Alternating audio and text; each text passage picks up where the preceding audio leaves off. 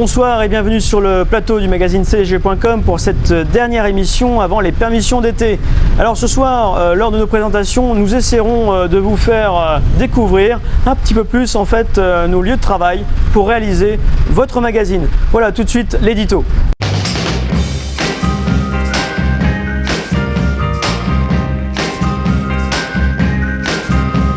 Dans l'édito de ce soir, nous retrouverons essentiellement des brèves marquées par la fête de la musique le 21 juin dernier.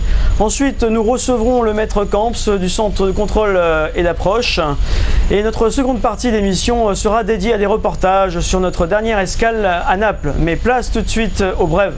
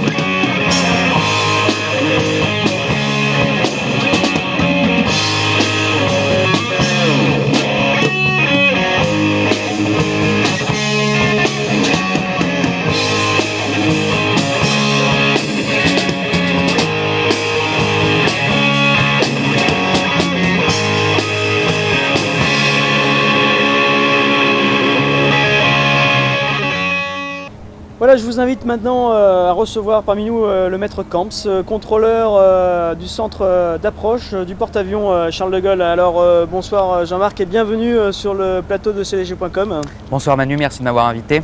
Voilà, donc avant de parler un petit peu de ton travail à bord, eh bien justement je te propose et je vous propose de voir un petit aperçu justement de ce travail en images.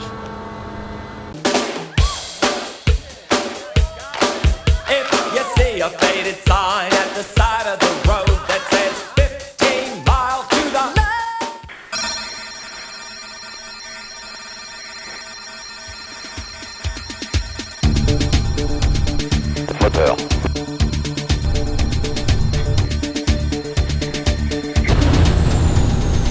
Au BIA, Bureau Information Aéronautique, les contrôleurs détiennent toute la réglementation aéronautique et les différentes cartes de circulation aérienne qui permettent de faire la navigation et de vérifier certaines informations. Le BIA est doté d'un réseau de diffusion qui relie tous les organismes de contrôle aérien et par lequel des messages sont envoyés comme les plans de vol, qui définissent toutes les composantes du trajet de l'aéronef. À la passerelle Avia, le contrôleur a pour rôle d'assister le chef Avia dans la mise en œuvre des aéronefs sur le pont d'envol et dans la phase de catapultage et d'appontage. Oui. Bienvenue au CCA, Centre de contrôle d'approche. Il est 21h30, les avions viennent d'être catapultés. Au cours de ce vol, ils traverseront 3 espaces aériens civils, une zone réglementée, utiliseront une dizaine de fréquences différentes. Sur le trajet retour, ils contacteront les contrôleurs qui sont derrière moi, qui vont vous développer exactement leur travail. Ici, en temps normal, travaillent 9 personnes qui sont réparties en 5 opérateurs qu'on peut voir sur les 5 postes qui sont ici. Il y a 3 personnes derrière ces 5 opérateurs qui assurent toute la coordination entre les différents intervenants, ainsi que le chef CCA, le lieutenant de vaisseau Chen, qui lui assure une coordination entre ce qui se passe en salle d'approche et la passerelle Avia. Je vais vous présenter maintenant le rôle de chaque opérateur, à savoir un opérateur départ, un opérateur recueil, un opérateur plateforme et 2 opérateurs chargés des finales de précision. La console départ, l'opérateur qui est en charge de cette console a pour tâche d'identifier tous les aéronefs après catapultage, de s'assurer que l'espace aérien est dégagé de manière à ce qu'il n'y ait aucun vol civil ou autre vol militaire qui interfère avec les avions après catapultage. Il est chargé de surveiller le bon rassemblement des différentes patrouilles et de s'assurer qu'elles partent dans de bonnes conditions pour leur mission. Nous sommes actuellement dans la phase la plus importante de la soirée, qui est la phase descente et appontage. Le contrôleur qui est sur uniforme 17, c'est le contrôleur recueil, qui a toute la charge de travail puisqu'il a actuellement 7 avions sous son contrôle. D'ici quelques minutes, il va les séparer et les donner au contrôleur plateforme, qui lui séparera les avions de 2 minutes en 2 minutes pour permettre un appontage optimal. La console recueil. Par 2 jours et par bonne condition météo, le contrôleur identifie les aéronefs en retour de mission, les guide de manière à ce qu'ils acquièrent le visuel du bâtiment et lorsqu'ils sont en vue du bâtiment, il les transfère à l'Avia. De nuit ou par mauvaise condition météo de jour, le contrôleur identifie les aéronefs en retour de mission et organise toute la séance de ramassage en les échelonnant sur l'arrière du bâtiment entre une vingtaine et une trentaine de nautiques du bateau, et ce à une altitude comprise entre 10 000 et 20 000 pieds. Donc tous les aéronefs sont mis en attente, ils ont ce qu'on appelle ils vont au point Oscar. Kimono 47, début descente dans 1 minute, rappel à 30 secondes. Nouvelle route Avia 303, 303. Toutes les 2 minutes, un aéronef est mis en descente. Et dès qu'il est mis en descente depuis ce poste-là, il est transféré au contrôleur dit plateforme, qui lui tâche de maintenir une cadence de 2 minutes entre chaque aéronef.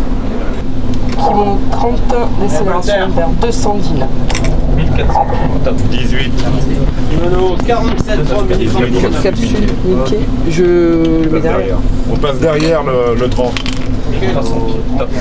Lorsque les aéronefs arrivent stabilisés à 1500 pieds, le contrôleur plateforme dispatche les aéronefs une fois sur la finale 1, une fois sur la finale 2. Et les 2 contrôleurs finalistes s'occuperont d'effectuer la finale de précision afin d'amener l'aéronef en vue du bâtiment dans les meilleures conditions, axé sur la piste. Et lorsqu'ils arriveront à environ 0 nautique 8 du bâtiment et à une altitude de 350 pieds, c'est l'OA qui prendra en charge au miroir les aéronefs. Gauche de 250. 500 pieds, top.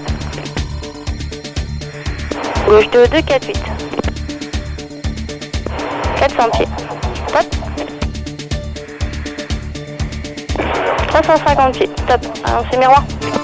Voilà, retour 1100 euros. Hop, sono. Soutiens-le doucement.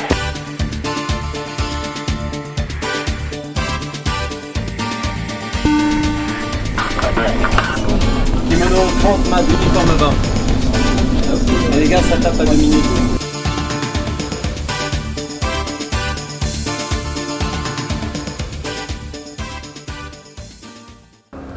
Voilà, après ces quelques images, eh bien, est-ce que tu peux nous expliquer un peu plus justement la tâche du contrôleur d'approche à bord du porte-avions Charles de Gaulle? Donc effectivement, comme on a pu le voir sur le reportage, donc, la tâche essentielle de notre travail, c'est d'assurer la sécurité aérienne des aéronefs autour du porte-avions, de s'assurer aussi de leur bon ramassage à bord, à savoir les guider sur l'axe de percée, comme on a pu le voir sur le reportage, pour qu'ils appontent dans les meilleures conditions sur le porte-avions. D'accord. Alors, votre équipe, hein, combien êtes-vous et surtout, où peut-on vous retrouver à bord? Donc nous sommes une quinzaine de contrôleurs à bord, environ. On travaille essentiellement au centre de contrôle d'approche, le CCA. Donc c'est là où vous guidez en fait les avions par rapport Voilà, à effectivement, l'axe de c'est là où percée. on a vu tous les opérateurs derrière leur console sur le reportage. D'accord, hein. Donc le centre de contrôle d'approche qui est en Fox 0323, juste à côté du CO. Vous pouvez nous trouver également au bureau d'information aéronautique, le BIA, qui se trouve en salle de préparation Et là, de mission. Vous faites donc quoi exactement? Là, c'est le côté administratif de notre métier, donc gestion des plans de vol, carte aéronautique, documentation aéronautique et information aéronautique.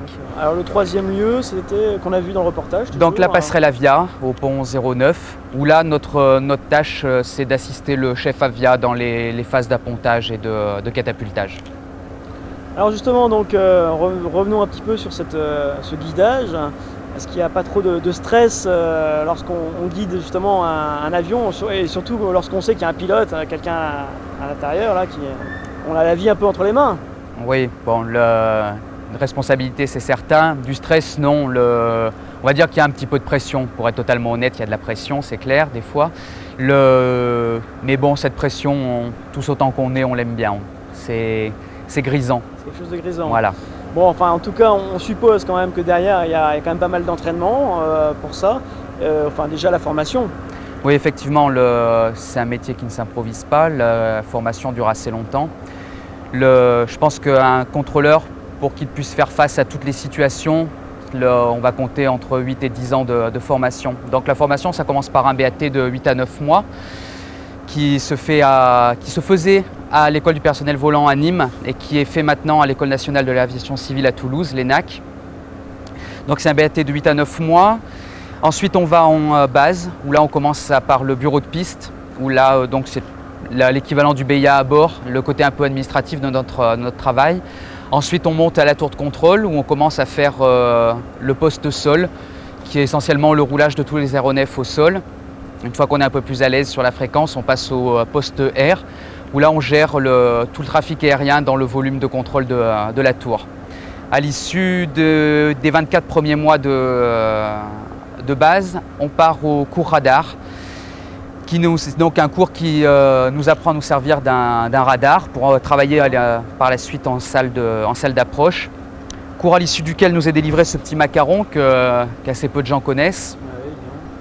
Et lorsqu'on revient sur base à l'issue de ce cours, donc c'est dans l'approche, donc travail sur radar, et ce qui représente la majeure partie de notre travail. Donc là, effectivement, quand vous arrivez à bord du bateau, soit la Jeanne d'Arc ou soit le porte-avions, vous adaptez aussi à tout l'équipement, le nouvel équipement qui vous est mis à votre disposition. À bord, on a découvert le CNIT 8, qui est plus un matériel de détecteur. C'est une petite révolution pour vous, il faut le dire. Oui, le matériel est assez performant dans l'ensemble, il faut le reconnaître.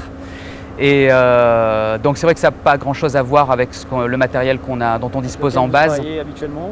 Donc bon, là, il a fallu une petite phase d'adaptation. Ça s'est plutôt bien passé, je pense, dans l'ensemble. D'accord. Donc voilà. Là, pour ça, de toute façon, il faut s'entraîner. Oui, tout à fait. Il faut s'entraîner. Donc on est tenu d'entretenir nos qualifications. Donc si le bâtiment est taqué, en fait, on part dans la mesure du possible sur les bases aéronavales, faire des subsistances de quelques semaines pour donc entretenir nos qualifications opérationnelles. D'accord. Alors bon, on voit que vous allez vous entraîner aussi à terre, mais vous pouvez être affecté à terre. Effectivement, la majeure partie du personnel contrôleur d'aéronautique est affecté sur les bases aéronavales, donc Landivisio, Lanvéoc, Landbiway, Nîmes, Hyères et Saint-Mandrier pour les citer toutes, oui.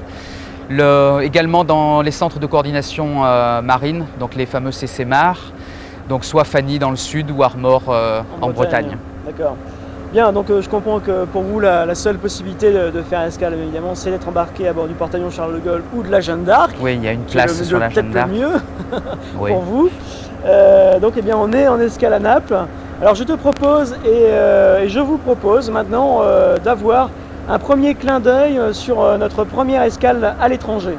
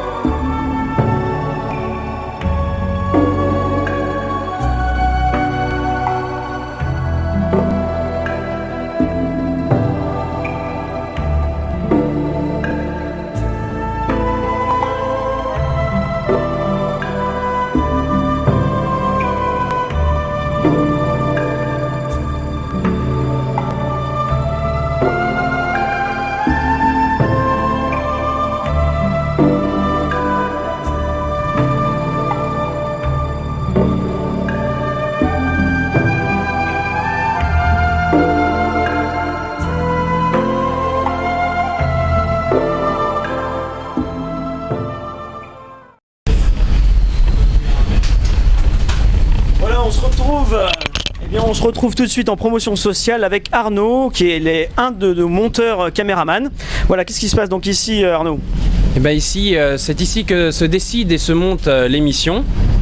Pour cela, nous utilisons cet ordinateur qui nous permet de monter entièrement l'émission en numérique. Une fois montée, elle est enregistrée sur cette cassette grâce à ce magnétoscope et nous pouvons la diffuser sur le réseau bord grâce à la régie.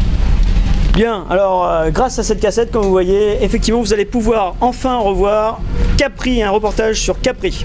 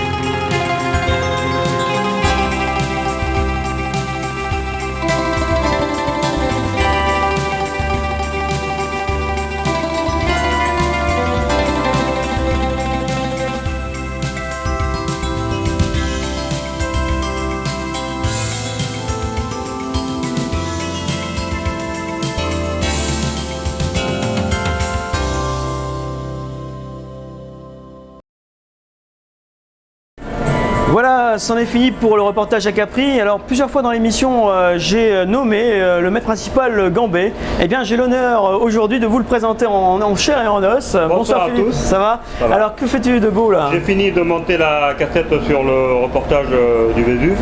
D'accord. C'est un plaisir de te la remettre. Quel service rapide. Voilà. Alors tout de suite le reportage sur le Vésuve. Merci.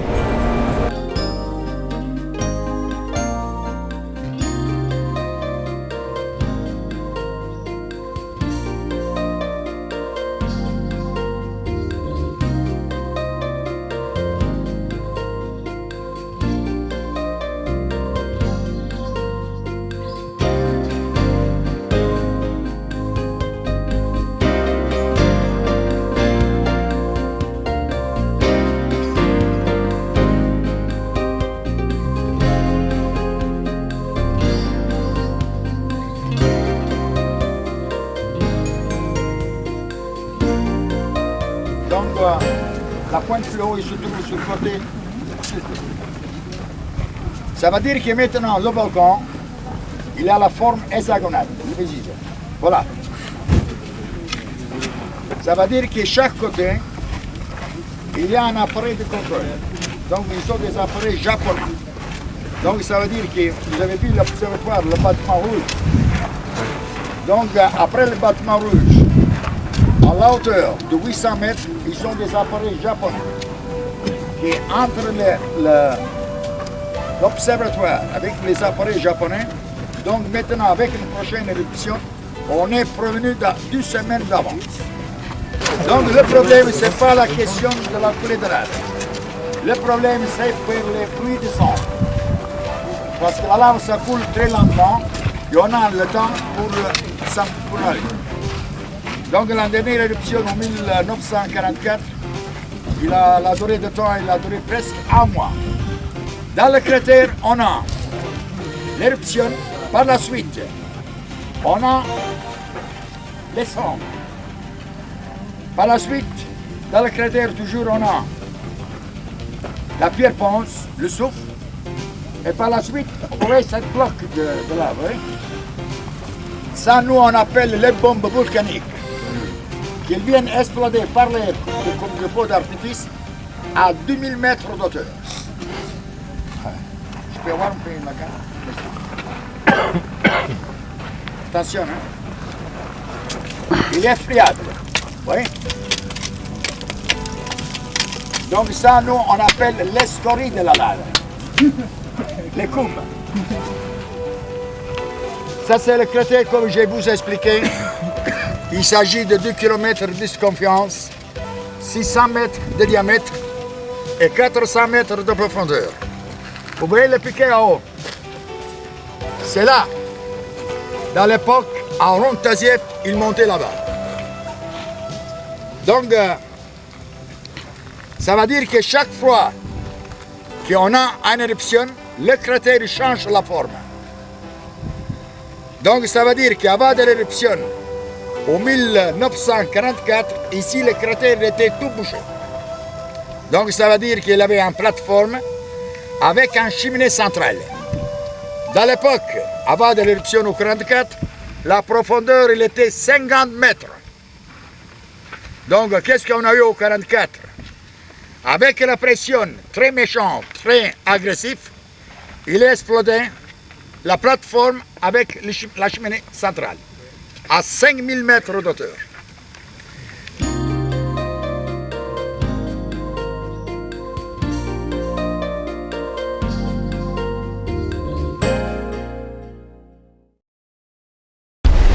Voilà, c'en est fini pour tous ces magazines cdg.com de cette sortie. Alors, nous espérons bien avoir fait le point sur toutes nos semaines passées ensemble. En attendant, je vous rappelle les coordonnées pour nous contacter, le 3506 ou 3530. Demandez le maître Valois, le second maître Marceau. Voilà, il ne nous reste plus qu'une seule chose à vous souhaiter ce soir. Eh bien, c'est une bonne soirée, un bon retour à Toulon, de bonnes permissions d'été. Voilà, toute l'équipe de cdg.com vous dit à bientôt.